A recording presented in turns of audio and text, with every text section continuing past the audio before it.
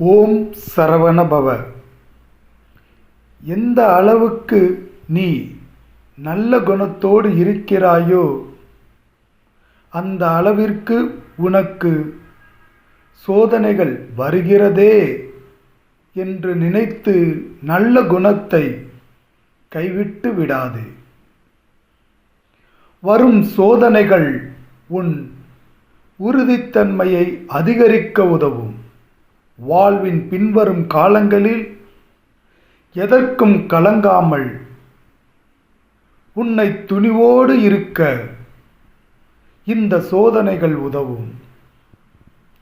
நேர்மறை எண்ணம் எப்போதும் உனக்குள் இருக்க வேண்டும். மனம் அலைப்பாயாமல் இருக்க வேண்டும்.